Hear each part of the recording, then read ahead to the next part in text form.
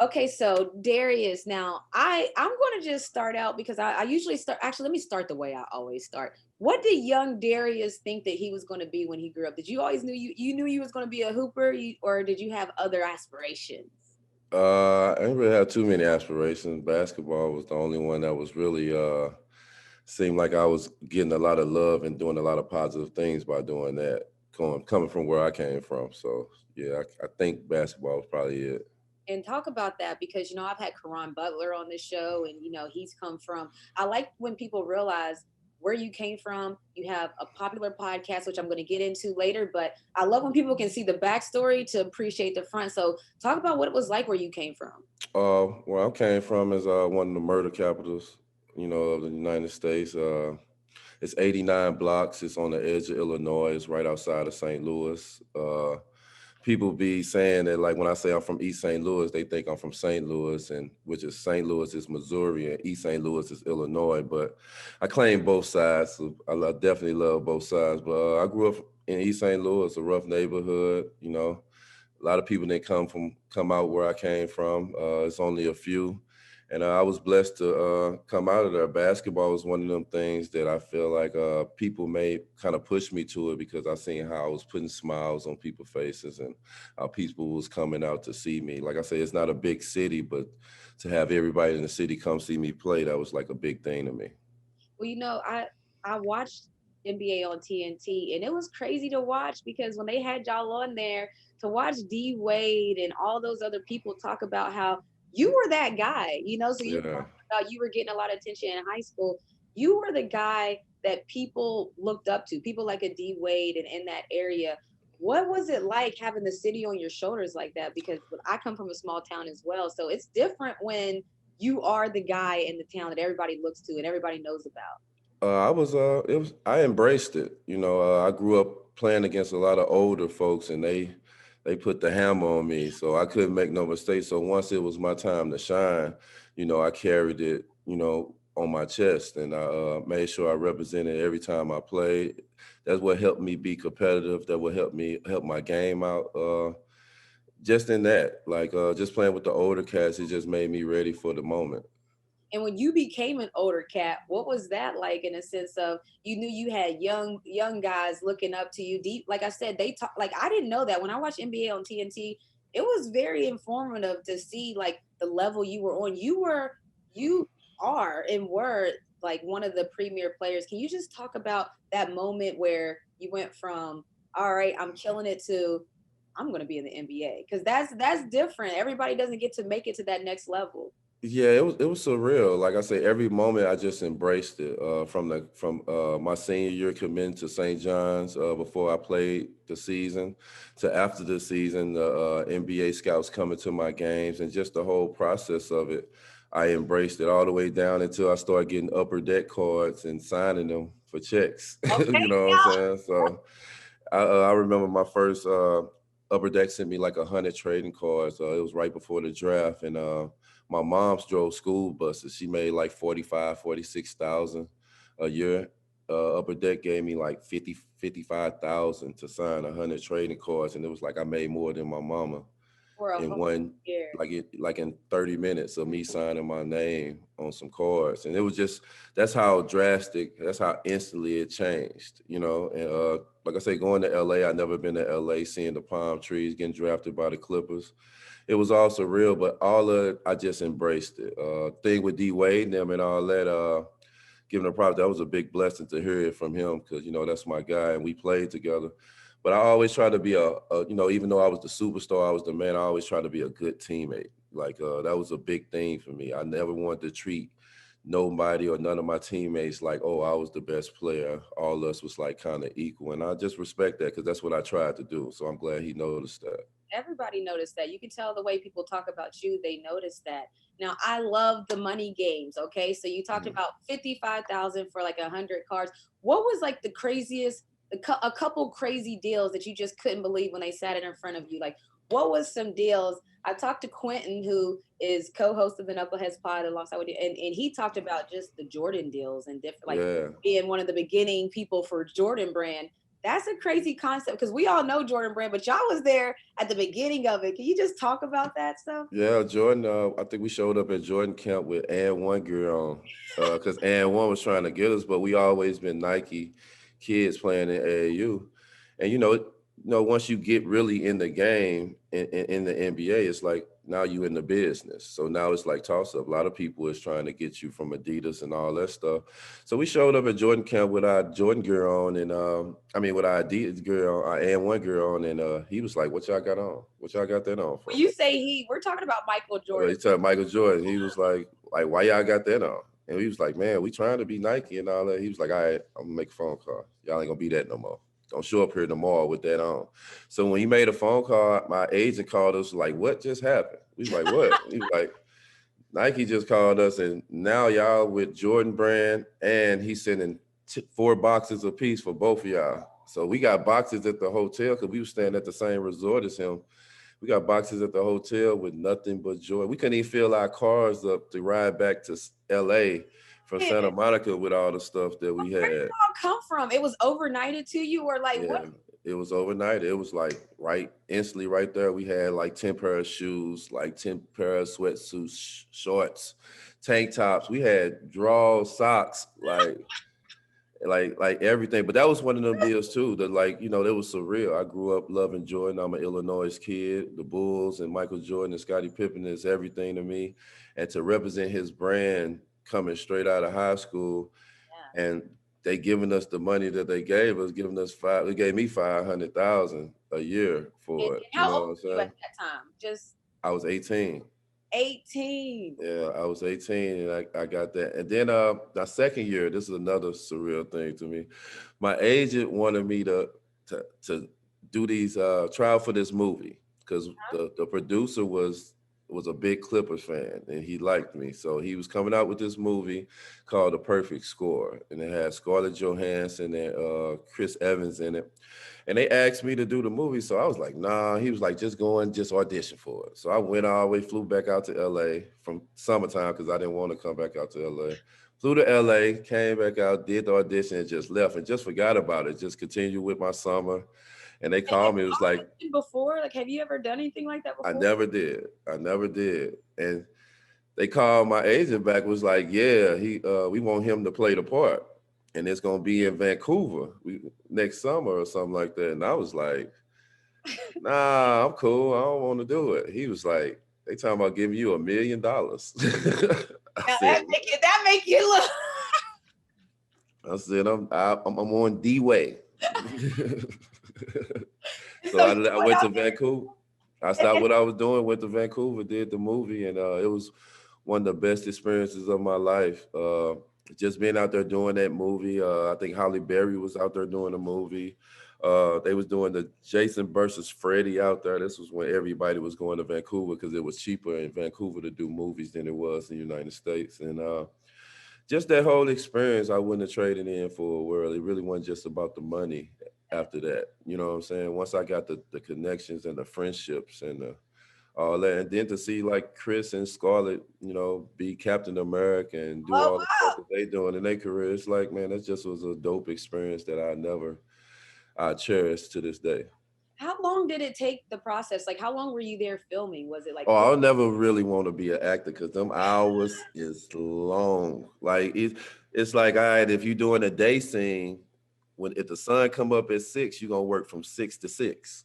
So if you're doing your night scene, you're gonna work from 6 at night to 6 in the morning till the sun come up. Like, so it was like hours for us. I want people to understand. Yeah. We used to getting in the gym. You being there 3, maybe 4 hours with film and everything included. So you was doing 12-hour days on set. Yeah, but I was like the comedian on the set. Like I had them bring a basketball goal, and we just used to do some of the craziest stuff on the set. And I used to be shooting the ball all the time, and they'd be like, "Hold the ball." Before they start doing the set. Yeah, I was having fun with it, but I enjoyed it. It was great to do it. And you never wanted to, so you don't ever want to go dabble back in that? Because I heard that you killed it, by the way. I need to watch it. Oh, yeah, I did my Denzel, and I did my Denzel. I did my thing in it, but yeah, I would love to. Like now I'm kind of open I was really shy from the camera, shy from interviews and stuff like that. Now I'm mature, older, got kids, and I'm just trying to, just do something that makes me uncomfortable. Because I feel like when you do stuff that makes you uncomfortable, that's positive, you take another step up in life. And that's what I've been doing with this podcast. That's what I've been doing since I've been around and started showing my face again. Well, let's talk about the podcast because it's not just any little podcast. You guys' podcast is the Knuckleheads Podcast. It's won awards. You guys' numbers are through the roof. Now, hearing you say that you used to be shy in front of the camera and stuff, how was that? You're in season 6 with your podcast, I believe. Hmm. So we're 6 seasons deep. What was season 1 like for a guy that was a little bit shy in front of the camera? Ooh, season one was man. I did a lot of. I had to do a lot of editing, a lot of going over myself, like a lot of looking at myself, critiquing myself, because that's what I do instantly when I see myself on camera. I start critiquing myself, whether it's an interview, basketball, whatever it is. I critique myself before anybody, and just that, like cameras and microphones wasn't my thing. Q convinced me to do it, Quentin Rich, and shout to him. He's the co-host of the pod. Shout to Quentin, yeah. friend of the show. Q convinced me to do it, and it's been a blessing. Like I say, when I start showing my face again and just kind of coming back outside, like I say, one of the things that I always used to see, you had to do something to make you uncomfortable, to make that next step. And when I seen this come, I just took the chance on it. But it's been a blessing because it's made me like a kid in a candy store. I get to see I get to talk to the best women and the best men players ever to play the game, and just tell them how much I admire them. And sometimes we have actors, comedians, rappers. It's Everybody. just fun with it, and we created something that's really fun and hoping, and we loving that everybody like it. No, I love that. And you've had some legends on there. Who would you say was one of your what was your favorite episode if you had to pick? I know it's like picking kids, they're all your favorite, but who was when they came in, like you just really enjoyed the conversation, the vibes? Like who was one of your faves? Oh, there's so many, but Just name Kobe is a special one, because Kobe is one of the ones, and he don't do interviews. He don't really do that. And Kobe seen what we was doing and reached out to us and wanted to be part of something that we was creating. And Kobe, like Michael Jordan, he walk in the room, you see that gold ring around his whole body, like he going. You know what I'm saying? So even though we play with him, but that's the respect and the love and know what he do for this game. And just that interview, just going to his office, getting up early in the morning, driving an hour outside of LA, going to his office, and man, we be so competitive towards each other. We'll never get to the chance to really show each other how much we admire each other, and that was that moment for us. and what was it like? Like, what is his office like? What was it like? Just that drive it was an hour-long drive. You knew you was going to go.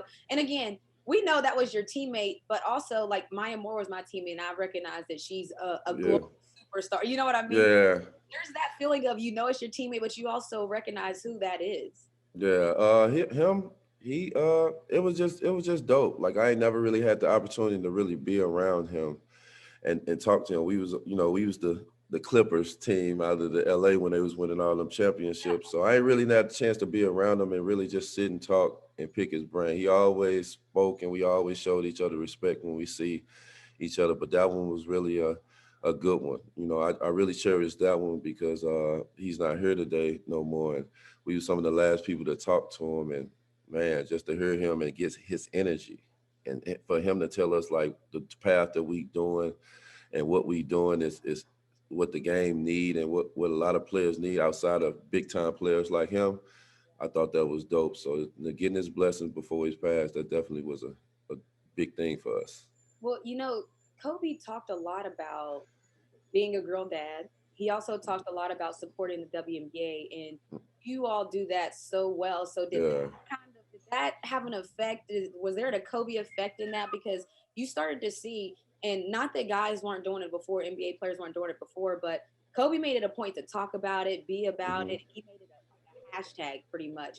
Is that Yeah. what effect does that have on you in a sense? And because I know you are a supporter of the WNBA. Yeah, before we even started this, we told them every season we having WNBA players on this season. Every season we got to represent them the right way, and I feel like all the guys that's been in the NBA need to represent them the right way because they go to the same Hall of Fame as everybody else. It's not no gender separation or nothing like that, and they ballers. You know what I'm saying? And the women is ballers. I love the game, and I always love the game. And our first season, we had Cappy Poindexter. When I was in high school, my school played against Cappy's school every year, and it was the event. I watched Cappy game just like she sat down and watched my game, and Cappy was that deal. And we had girls at my school named Keisha Cole and Rita Adams that was dope too, and went to big time schools. But Cappy was like the younger one, and she was a grade under me, and she was so dope.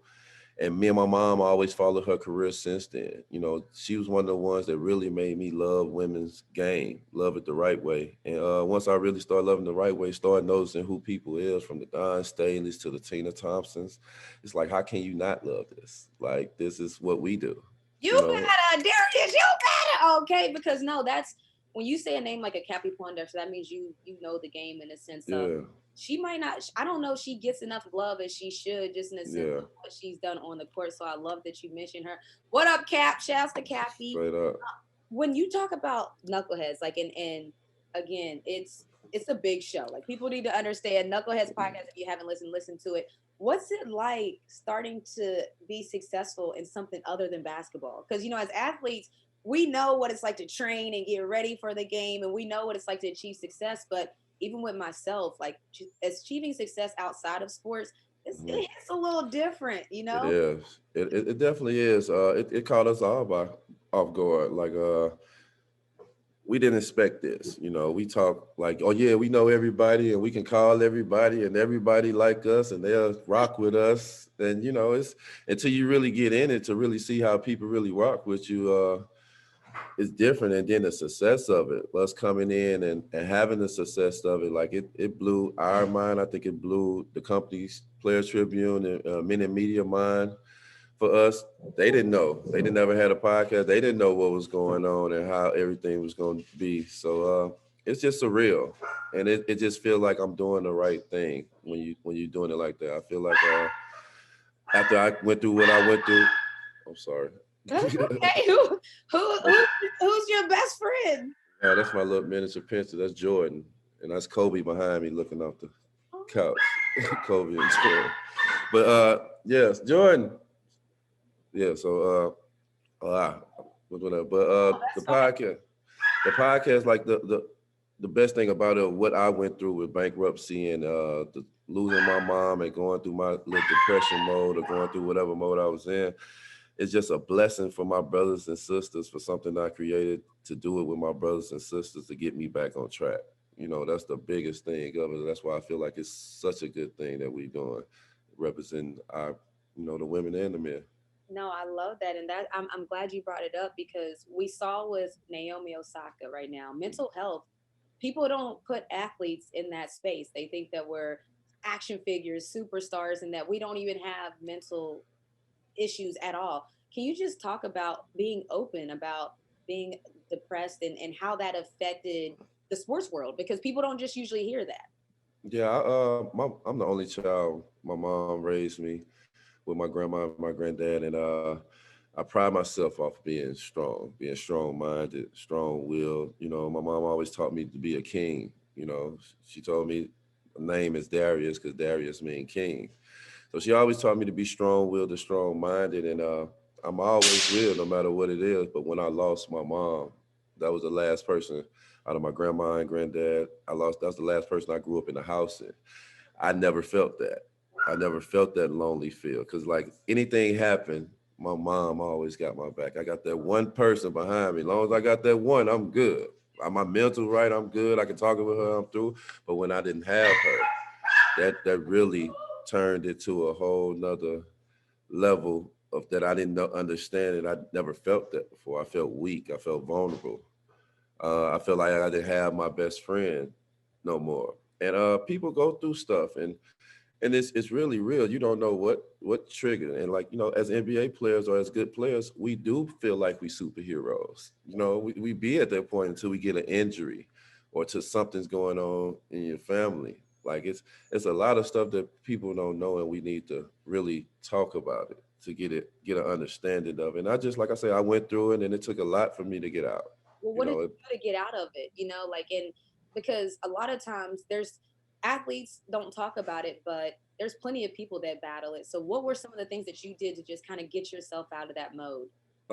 After a while, after so much time that went by, it was like my kids. I always thought about my kids, and just like telling myself I need to pick myself back up for my kids, like to be strong for my kids. I can't just break all the way down and just leave them in this crazy world by themselves. So I want to be here to give them the knowledge, to give them the experiences, to point them in the right direction. So my kids, the one kind of got me out my slump, and of course friends and family. And but the biggest thing is, like, I thought about my kids every day. Like at that point, I wasn't even talking to my kids. I want to be the best father in the world. You know what I'm saying? But now everything is back on track. I got all my kids together. I got everything rolling, but you never know what a person is going through. So that's why when you see these players or when you see this, and like even the media changing, or even with her, like I love the support of the other, just not her sport, but other sports. Men and women is shouting her out and understanding. Venus and Serena went through that so much. You know what I'm saying? And they taught, they daddy was so hard on them and tough on them that they taught them to keep the chin up. You know what I'm saying? Yeah. So they understand completely. So it's a beautiful thing just to see the support. It's a beautiful thing to have the conversation right now. Because like before, the first thing they'll say, "Oh, you crazy." Yeah, that's what I I'm was gonna say. crazy for being heartbroken. Like people die from depression. People die from heartbreak. People die from stress. Like I'm crazy for losing the person that I love more than anything in the world. And I'm crazy because I'm depressed and I'm in a slump over it. No, And I you love know, I love that it's being talked about because that's the thing. People don't realize the stigma that was attached to it if you say anything's wrong. You're supposed to be yeah, at all times. And so just and you talked about a little bit all the sports teams. Well, all the sports leagues. Well, in 2020, I mean, it was no better time to be an athlete. You saw all athletes standing strong together yeah, for a common cause. And I think moving forward, you're starting to see that's the trend now because it started in 2020. Even when I opted out, there were NFL players, tennis, baseball, like people that I never spoke to reached out to me. yeah. Same thing happening with Naomi.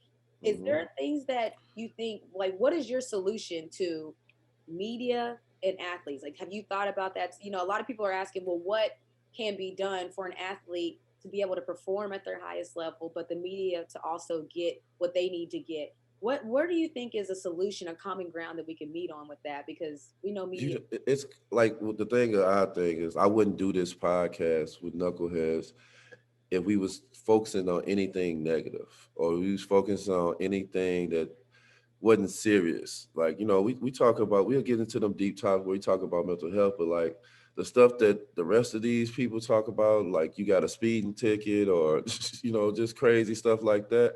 I didn't really care about that. You know what I'm saying? And with these athletes, I think it's that. Like it's not, you can have a good interview without it being controversial. And I feel like media got away from that. Everybody, all the other media outlets, it's like you got to talk bad about a person, or you got to just be controversial to feel like you got a good interview to get the best ratings. We didn't look for ratings. We didn't care about the clickbait. Like, you don't care about none of that because none of that even matters. You know what I'm saying? We want to represent the person in the right way. And I feel like these people don't do that. They don't respect the person. They forget like what the person has done, what the person has been through to get to where they've been, where they at right now.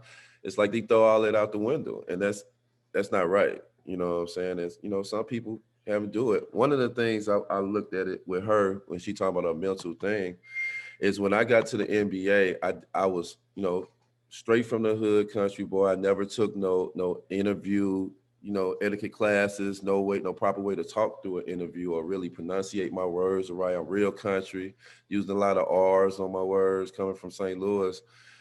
And all the interviews, I'm just talking like I'm just one of the boys on the block. just talking, not really contraceptive. Like I'm in the NBA and I'm talking to the world.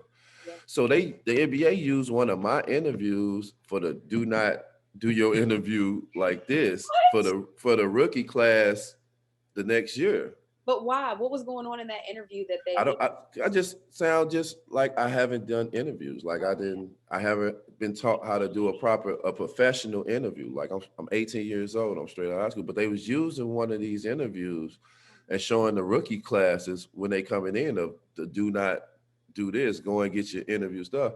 And I felt some kind of way about that. Not in the point that I was just mad at the NBA because that needs to be shown. You know, you need to have these kids. Like if I'm the one that need to be sacrificed to show these kids that, hey, you need to get the proper etiquette classes. So when you talking, doing these interviews, you need to know how to speak well.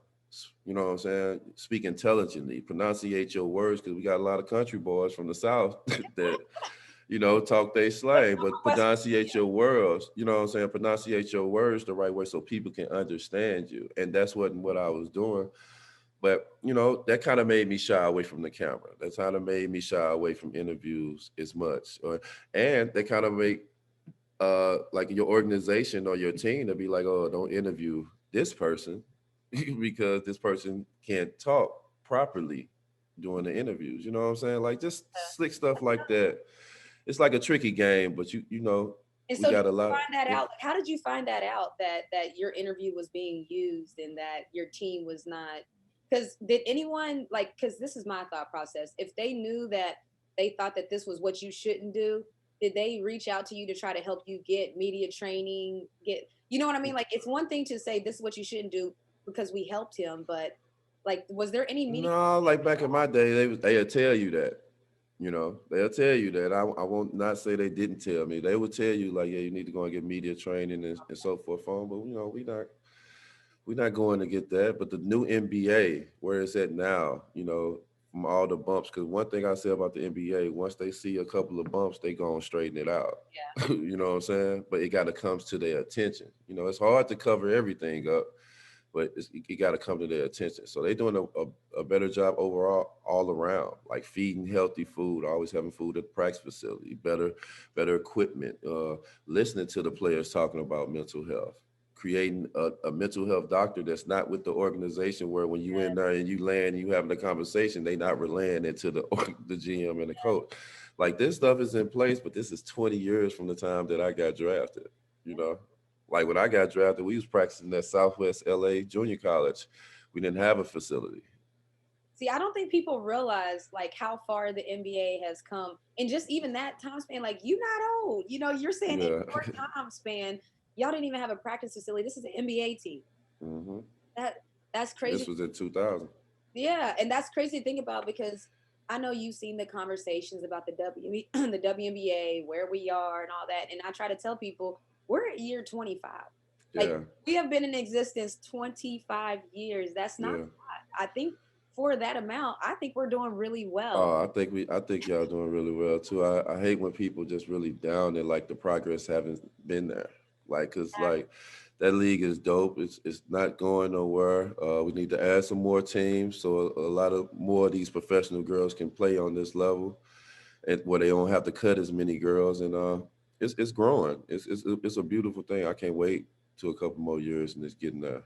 It's getting there. And so I love hearing stories about because people just see the NBA where it is now and they're like, wow, like this is so different. And it is because they've had withstood the test of time 75 plus years, And so I love hearing stories about OGs, which you are an OG because you guys built it, like, Yeah. when they say built by, that's it's on your back, like built by. Yeah. Yeah, y'all might be looking at his interview as what not to do, but he was in there, he figured Yeah. it out from where he came from. And so to me, I look at that as like a level up, like you figured it out as you went.